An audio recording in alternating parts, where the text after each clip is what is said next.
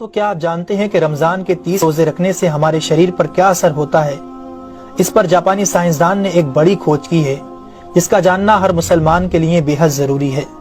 جاپانی بایولوجسٹ یوشونوری اشومی ایک سائنسدان ہے جن کو 2016 میں میڈیسن پر نوبل پرائز دیا گیا۔ ان سے جب پوچھا گیا کہ آپ نے کون سی ایسی چیز بنائی ہے جس کی بنا پر آپ کو دنیا کا سب سے بڑا انعام نوبل پرائز دیا جا رہا ہے، تو انہوں نے کہا تھا کہ میں نے کینسر کی ممکنہ دوا کھوج لی ہے، اور اس بات پر دنیا نے بڑے پر انداز میں ان کی کاوش کو سراہا اور مبارکباد دی گئی۔ اس کے بعد ڈاکٹر یوشینوری اشومی نے کہا کہ میں نے کینسر کی دوا نہیں بلکہ کینسر سے بچاؤ کا حل تلاش کر لیا ہے۔ تو لوگوں نے ان سے پوچھا کہ بتائیے ایسا کیا کیا جائے کہ کینسر جیسے خطرناک مرض سے بچا جا سکے؟ تو انہوں نے کہا کہ جب ہم بھوکا رہتے ہیں تو ہماری باڈی میں موجود غذائیت ختم ہونے لگتی ہے، جس کی وجہ سے جسم بھوک محسوس کرتا ہے۔ اگر اس بھوک کے دوران جسم تک کھانا نہ پہنچے تو ہمارا جسم بھوک کی شدت کی وجہ سے اپنے اندر موجود ان زہریلے سیلز کو کھانا شروع کر دیتا ہے جو کینسر کا سبب بنتے ہیں۔ اس عمل کو میڈیکل کی لینگویج میں آٹوفیگی کہا جاتا ہے۔ اگر آپ چاہتے ہیں کہ آپ کا جسم ایسے بیمار سیل سے پاک ہو تو آپ کو بھوکا رہنا چاہیے۔ جب ایسے سیلز مرنا شروع کر دیتے ہیں تو کینسر کا پرسنٹیج کم ہو جاتا ہے۔ اس کے بعد جاپانی سائنسدان سے پوچھا گیا کہ انسان کو سال بھر میں کتنے دن بھوکا رہنا چاہیے کہ اس میں کینسر نہ پایا جائے؟ تو انہوں نے کہا کہ اگر 20 سے 25 دن کم سے کم اور 9 سے 10 گھنٹے بھوکا رہا جائے تو اس کی باڈی ایسے تمام زہریلے سیلز کو کھا جائے گی اور اس میں کینسر نہیں ہوگا۔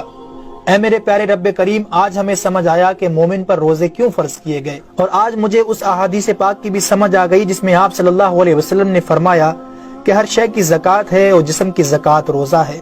سبحان اللہ! میں قربان جاؤں ایسے سچے دین پر جس نے عبادت کے اندر بھی بیماریوں کا علاج رکھا ہے۔ دوستو، اسلام وہ دین فطرت ہے جو زندگی کے ہر شعبے میں راہ اعتدال کی تعلیم دیتا ہے۔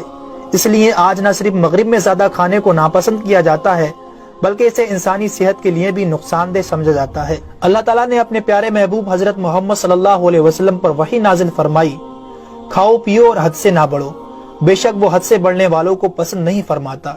اس کے علاوہ حضرت ابو ہریرہ رضی اللہ تعالیٰ عنہ سے روایت ہے کہ رسول اکرم صلی اللہ علیہ وسلم نے ارشاد فرمایا، کھاؤ پیو اور پہنو اور خیرات کرو بغیر فضول خرچی اور تکبر کیے۔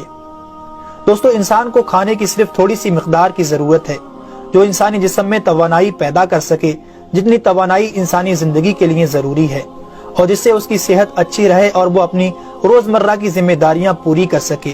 انسانی جسم کو جتنا کھانے کی ضرورت ہے اس سے زیادہ جسم میں داخل ہونے والا کھانا چربی بن جاتا ہے، جس کی وجہ سے انسان کا جسم بڑھ جاتا ہے، اس کی رفتار سست ہو جاتی ہے اور وہ بہت زیادہ تھکن محسوس کرنے لگتا ہے۔ اس کے علاوہ انسانی جسم بہت سے امراض کا شکار بھی ہو جاتا ہے۔ اسی لیے اللہ تعالیٰ نے روزے فرض کیے تاکہ 11 مہینوں کے دوران کھانے پینے کی بے احتیاطی کا ازالہ ہو سکے۔ قرآن پاک میں اللہ تعالیٰ نے روزے رکھنے کا حکم ان الفاظ میں بیان فرمایا ہے، اے ایمان والو، تم پر روزے فرض کیے گئے جیسے کہ تم سے پہلوں پر روزے فرض کیے گئے تھے تاکہ تم پرہیزگار بن جاؤ۔ دوستو، قرآن مجید میں بیمار اور مسافر کے لیے روزے مؤخر کرنے اور جو روزہ نہ رکھ سکے ان کے لیے فدیہ ادا کرنے کا حکم دیا ہے۔ اس کے بعد روزہ رکھنے کی حکمت ان الفاظ میں بیان فرمائی، اور تمہارے لیے روزہ رکھنا ہی بہتر ہے اگر تم جانتے ہو۔ دراصل یہاں یہ بتایا گیا ہے کہ اگر تم موجودہ علم کو سمجھتے ہو تو تمہارے لیے بہتر یہی ہے کہ تم روزے رکھو، کیونکہ روزہ اپنے اندر بے شمار روحانی، نفسیاتی اور طبی فائدوں کو رکھتا ہے۔ روزے کی طبی افادیت کی طرف نہایت مختصر مگر جامع اشارہ نبی اکرم صلی اللہ علیہ وسلم نے ان الفاظوں میں بیان فرمایا، روزے رکھو اور تندرست ہو جاؤ۔ اللہ رب العالمین ہم سب کو اس مہینے میں زیادہ سے زیادہ نیکیاں کرنے اور سارے روزے رکھنے کی توفیق عطا فرمائے، آمین ثم آمین۔ تو کیا آپ جانتے ہیں کہ رمضان کے